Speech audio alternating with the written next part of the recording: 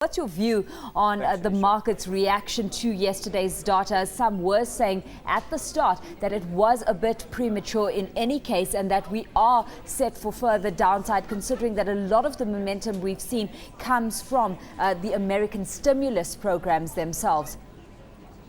Yeah, it was a very aggressive reaction. We could see the markets before that GDP data came out in the States that were relatively quite weak.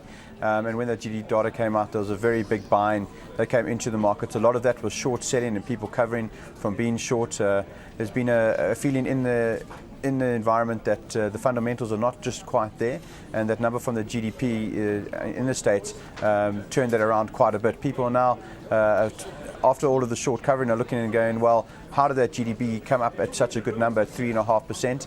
And looking at it very closely, people are saying, well, was it cash for clunkers?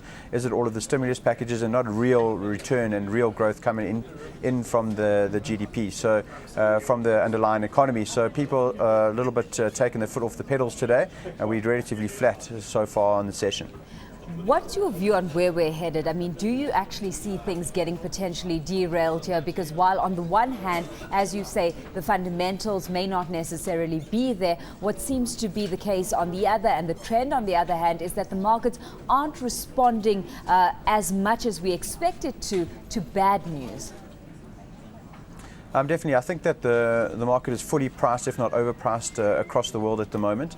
But because there's so much money sitting on the sides and still flowing in, and there's such low interest rates everywhere, there's nowhere else really to put your money. So I think that is holding the stocks up slightly higher than they should be.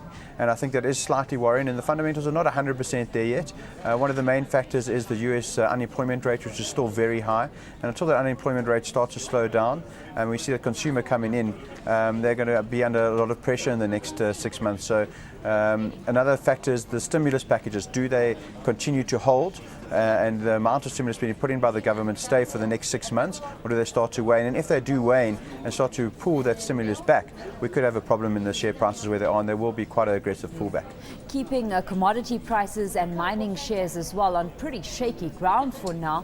I mean, we initially saw this massive surge in commodity prices after yesterday's data. We've got the resources 20 sector, the heaviest weight on the local bourse today. So what's your outlook on the commodity front? I think also some of the big commodity houses are quite fully priced. We saw Anglo American 277 yesterday and is trading 297 today. The commodity prices obviously are supporting, and commodity countries such as South Africa are definitely getting flow coming into South Africa and into the economies. I think you have to be very careful and cautious about investing at these high levels. I think on pullbacks you can definitely enter the market, but at these high levels I would be quite cautious. Let's get specific on a gold player here. I mean, Harmony was out with numbers this morning, unprofitable in the September quarter. What is the market made of those numbers? Well, their production was up slightly, which was a positive for them. Secondly, they've got 752 million on cash balance available. They're one of the only big miners in South Africa to actually be cash positive. So those were quite good positives, and the market liked that side of the results. Obviously, their costs came up 11% quarter on quarter, and the rand gold price was decreased by about 3% as well. It's a pity that the rand has been so strong and hampering a lot of big changes that Harmony has done.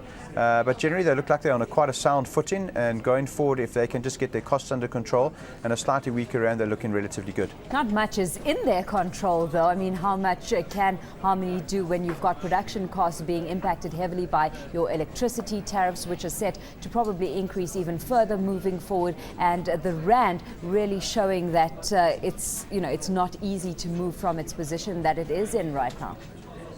Yeah, so there's big carry trades that are going on, and people coming for the higher yielding currencies such as the rand are definitely putting pressure on the local currency on the strengthening side, and not really much Harmony can do about that.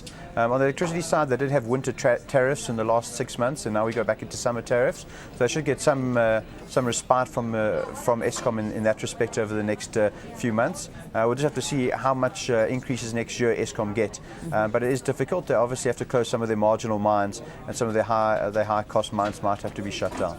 That having been said, how are you viewing gold as gold shares and investing in them directly as opposed to ETFs right now? I think the ETF is something that you can definitely look at. I think the risk in the gold price are the same for a gold miner as they are for the ETF, but you don't have the impact of electricity, and you don't have the impact of wage negotiations. So I think it is slightly less risky to take the ETF and just go for a pure gold play. And in my view, which is just mine and not the bank's view, I really do like the ETF over the actual gold miners. We're looking forward to this afternoon.